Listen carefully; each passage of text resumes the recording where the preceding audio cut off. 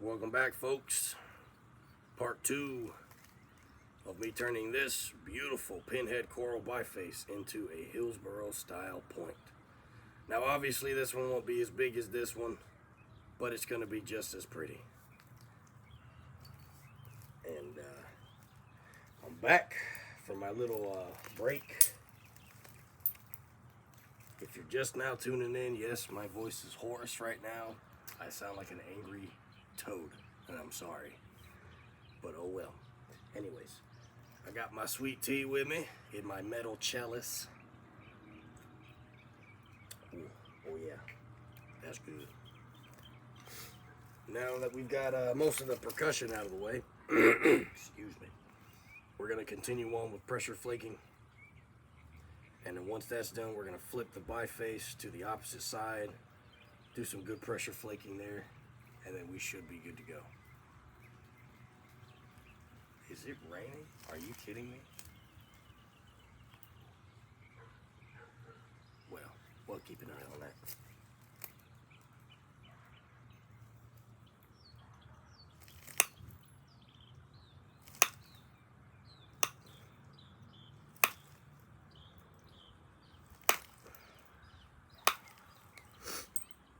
We're just running some sequential pressure flakes across this surface here.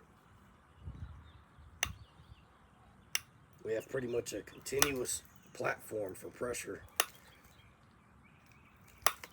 after our continuous platform for indirect percussion.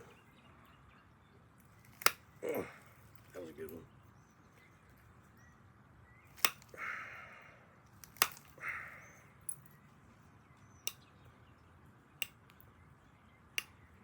Yep. Nice, very nice. Look at that beautiful edge.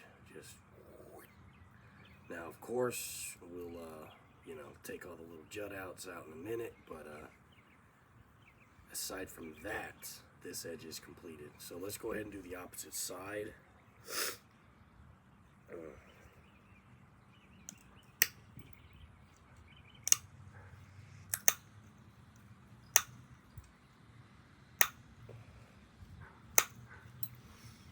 And I know my voice sounds like nails over a chalkboard right now, guys. So I do apologize.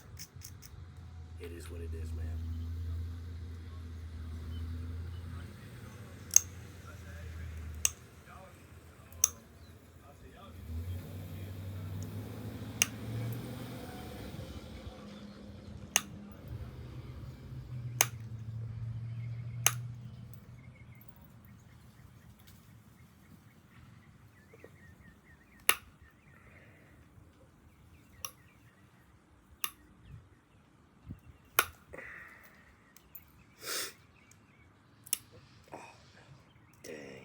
Did not do what I wanted it to.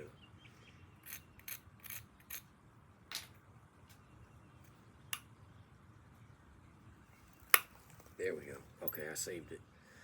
Whew. I thought I messed that one up, but no, we're good.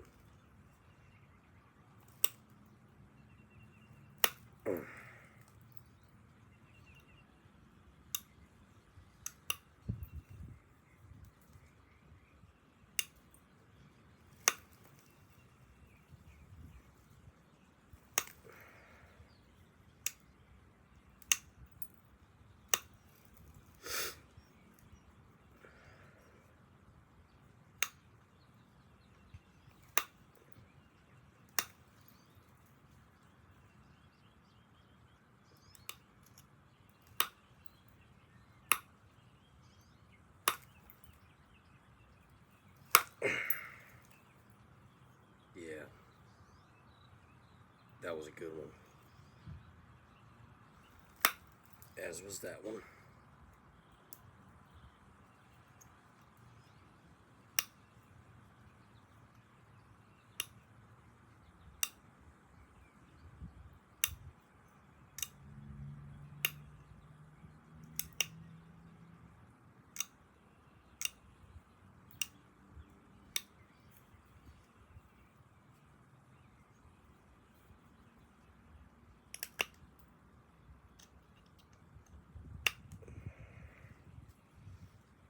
gorgeous. Look at that pressure, man. That's all pressure flaking. Alright. Now let's redo our edge.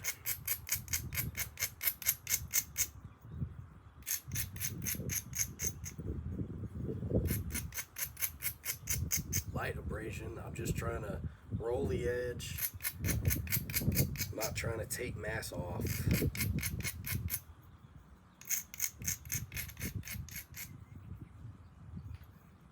That's looking a lot better. A lot better. Okay. Let's get started on this side. See, I could do more indirect percussion on this side, but I feel like that would just be way overkill. It's already thin. I do have a flat spot here from the initial spall, but I mean, look at it. It's not bothering anything. Look how flat that is. Whatever. Works for me.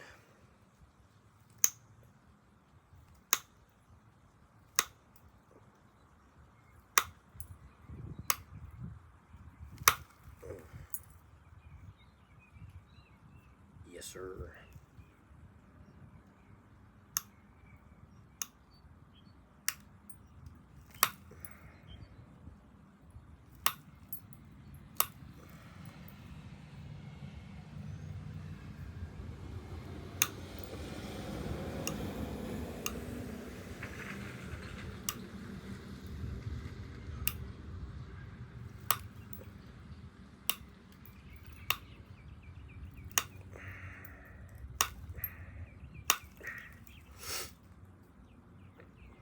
Nice.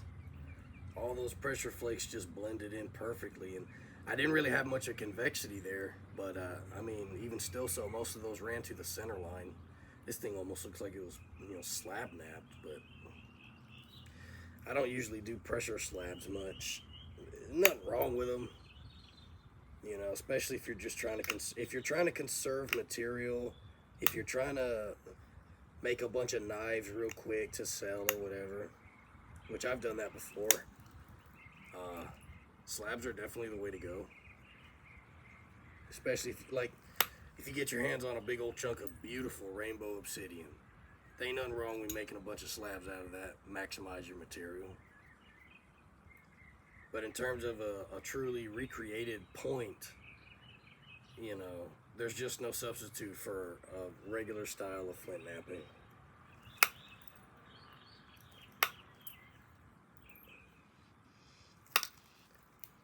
Oh yeah.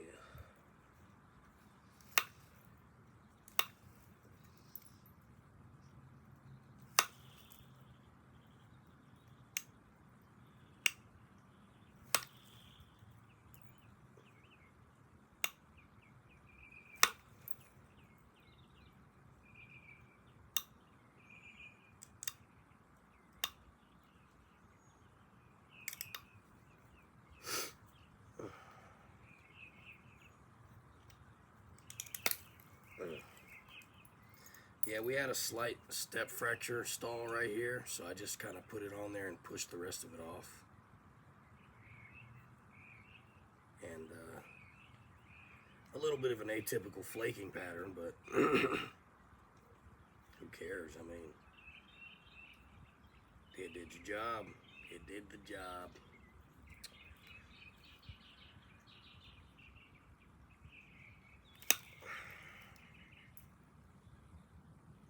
Okay, I think this side is done. We're gonna go ahead and work on this opposite side. Same direction of flakes.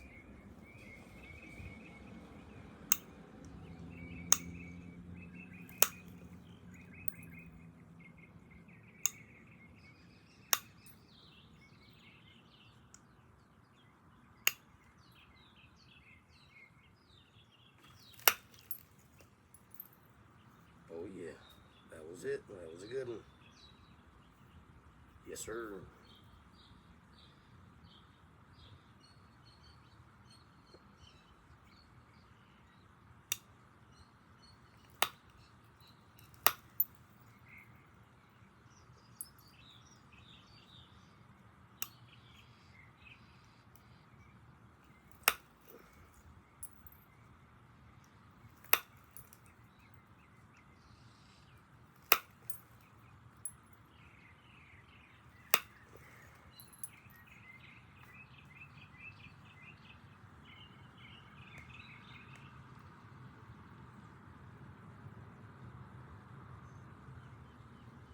This is a really nice piece.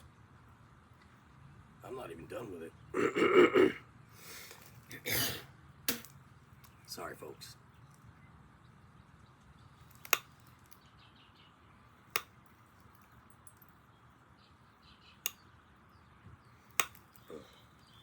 I think being outside in this really humid air is really helping me get it out too. There are benefits to living in the Deep South. Don't let people tell you otherwise. Speaking of, let me tell you something.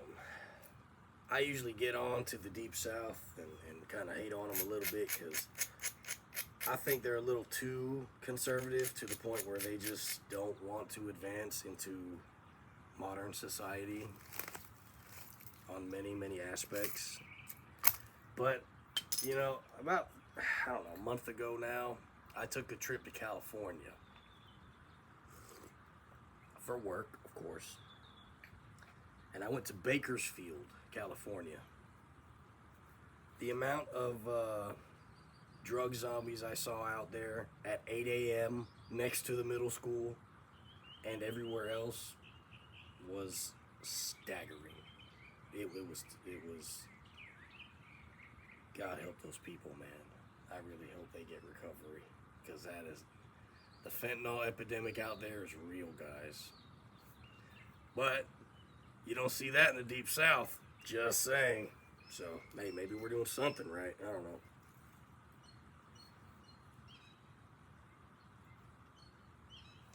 know.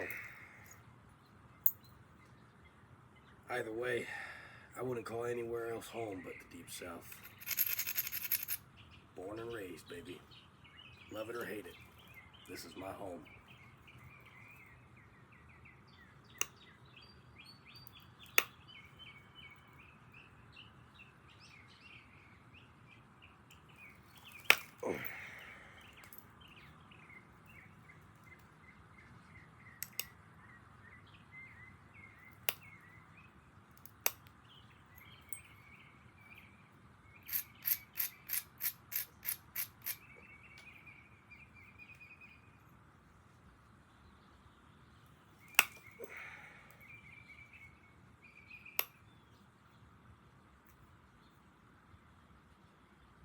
Nice.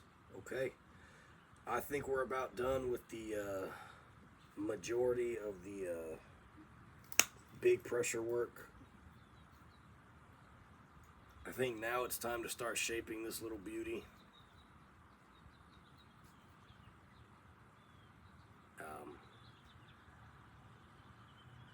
Well, alright. So here we have a jut out. Comes out here.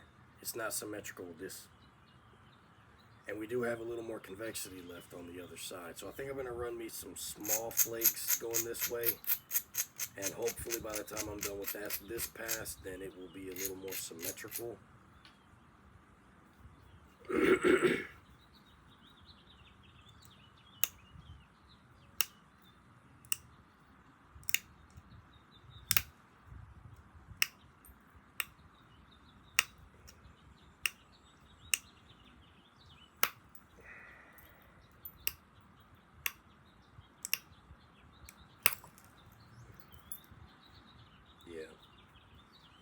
Actually, I think that was the right call.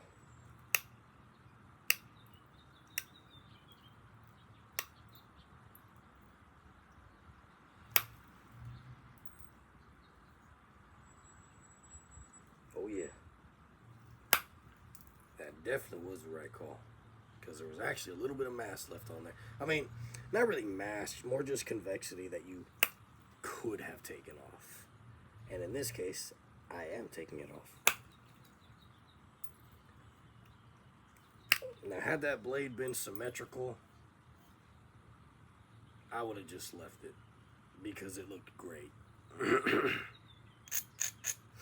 And that's another thing, man. You know, and I've said it in previous videos, but I really stand by the notion that you gotta know when to stop. If you're extra perfectionist and you're chasing problems, you're gonna end up with nothing but a bunch of really pretty, skinny, narrow points.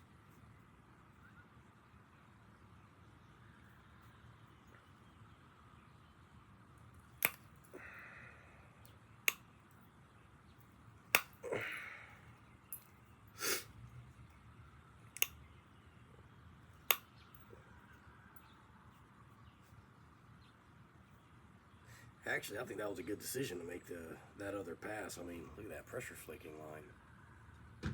Damn. Pardon my language, but sheesh. That dude be looking good, yes sir.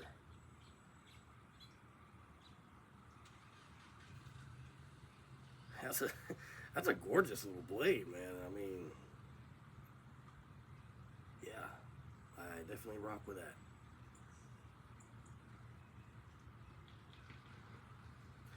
All right, let's work on that base.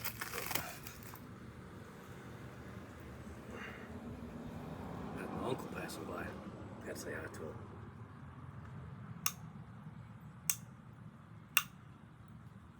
Okay, Hillsboro base. The Hillsboro point is a middle archaic style point. It's in the Florida stemmed point complex. I want to say that I read somewhere that it's thought that the Hillsboro point was kind of the transitional point between the Noonan style and the Hernando style point, which kind of makes sense if you look at the design of each point. I don't know. I wasn't there how many thousands of years ago, so I couldn't tell you. But just a little interesting food for thought there.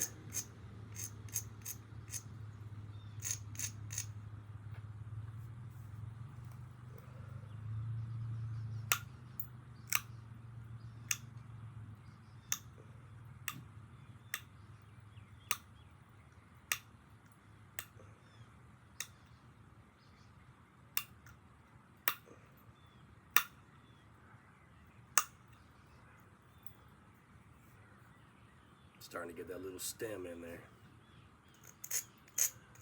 Which really, if I was making a Folsom, that'd be a perfect little fluting nipple. But I am not making a Folsom. Actually, now I think about it, I don't think I've ever tried to make an actual fully fluted Folsom. I've done plenty of Redstones, plenty of Daltons, Simpson, Clovis. I tried at Cumberland one time and got a flute all the way up on one side and then broke it on the other side. And that was the end of that. But I don't think I've ever tried a Folsom. That's a really specific flint napping on the Folsom point.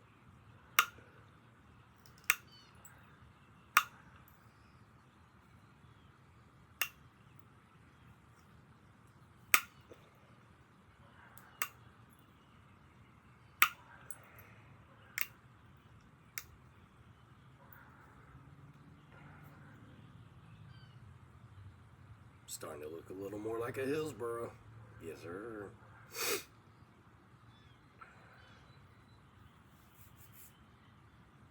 Okay, enough of that. Let me get my leather pad.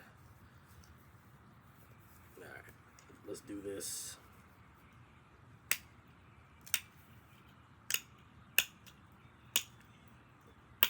I don't have a Hillsboro point, like an authentic one in my collection yet. I would love to find one day, sure, but I don't live in the area that this point is predominantly found in, so the chances of me finding one here in southeast Alabama are very, very slim to none.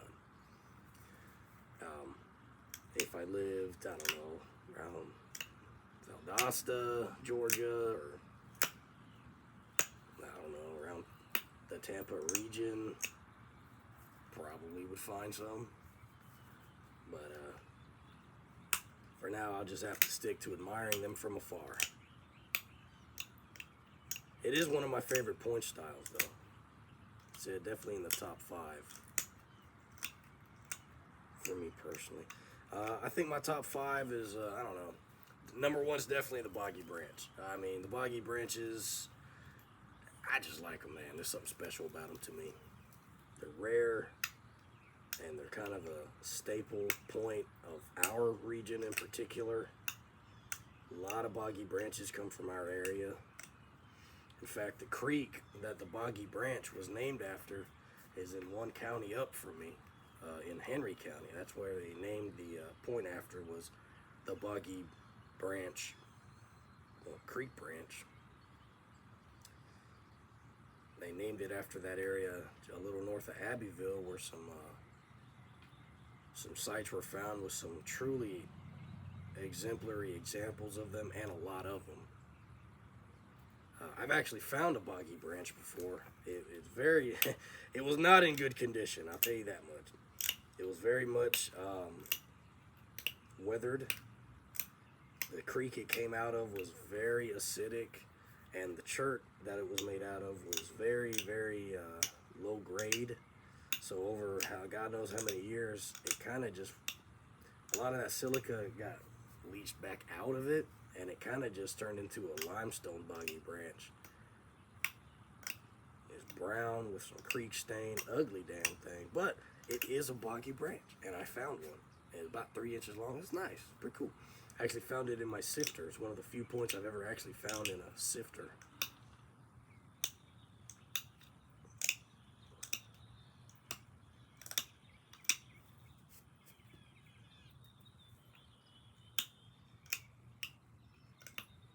I do have some Noonan style points in my collection. One of them is significant as well. It's a very nice one, but it has a restored base. So, you know, take it how you want it. Personally, I say if the point is 80-85% there and then you restore it, I don't see anything wrong with that. You know, because it's like you knew what it was going to look like. You knew what kind of style it was. Anything more than that, and it's kind of like, well, it's really just the guy restoring its interpretation of what this point might have been. And, you know, from an archaeological perspective, that can really, you know, a person's opinion on what this point might have been is kind of detrimental to the actual history of the point, in my opinion. Now, my big Noonan that I had, it was from Polk County, Florida. I got it at a show for like $100. It was a 4 1/4 inch long blade, maybe 2 inches wide, pink, beautiful Coastal Plains chert, gorgeous flaking, razor thin. It just didn't have a base on it, a snap base. So I sent it up to Gomer Restoration, and he put a new base on it, matched the color, and I think he did a phenomenal job on it. But I definitely hold on to that one in my collection, though it's not 100% and it is restored. I mean, it's museum grade for dang sure. And you'd actually be surprised about how many points you see in the books and in the museums that are restored, as opposed to just, you know, a straight up G10 find out in the field or out in the creek or whatever. It's very hard to find a perfect point, guys. Very difficult. They are very rare, very few and far between. And unless you're one of those bastards who goes around digging up burial sites, the chances of you finding a G10 point in the field are, you know, pretty slim. Don't go digging up burial mounds. First off, that's illegal. Second off, it puts off a really bad look for all the guys that are collecting legally and the whole hobby in general. And it's like, why would you run the risk of getting cursed with some ancient Native American, like voodoo or some crap? I'm good. No. Life is hard enough. I don't need that.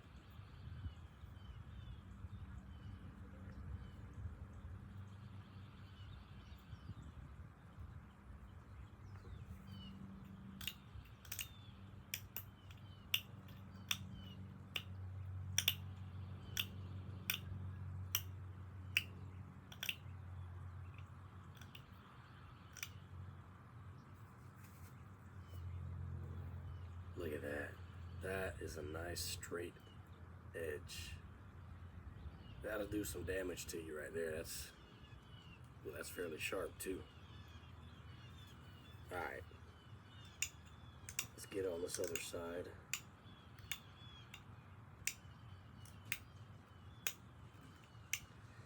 And I'm just taking the smallest of smallest flakes off, just to kind of straighten out that edge and take off any little bitty bumps that I find along the way.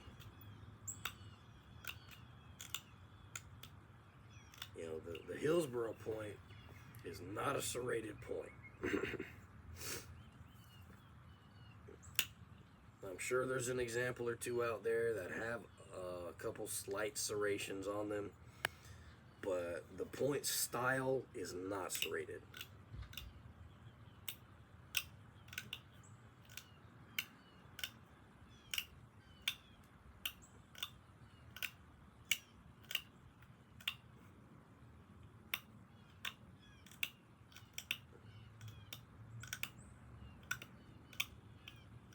Yeah, we're just going along that edge, just trying to, you know, even it out. You can tell, you can see the comparison between the evened out edge and the roughed edge.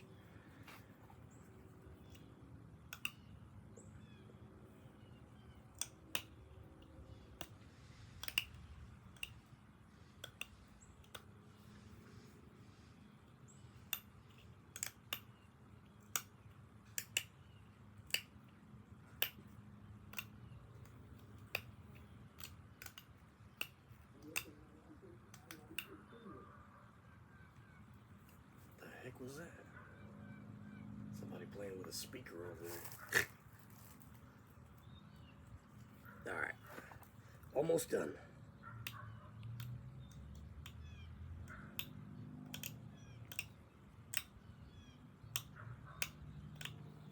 We'll do about roughly an hour start to finish. A really fantastic example of a Hillsboro style point, made out of some peach colored Pinhead coral with pink and red highlights, and a little bit of blue on this face, just the smallest amount.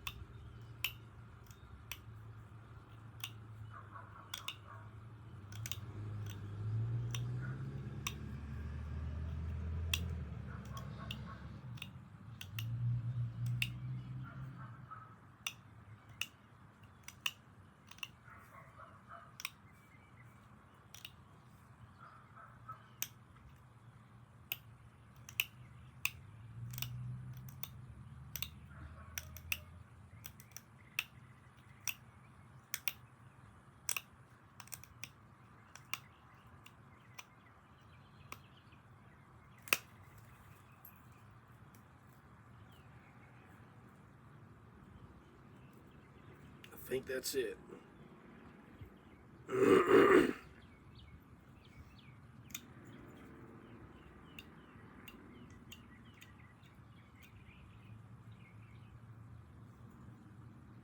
Okay, now that's it. I'm gonna call it. All right, so here we have it, folks. A beautiful Pinhead coral Hillsboro out of some peach and pink flint. Well, agatized coral. How thin that is. Oh yeah. That right there put a hurt on you, boy.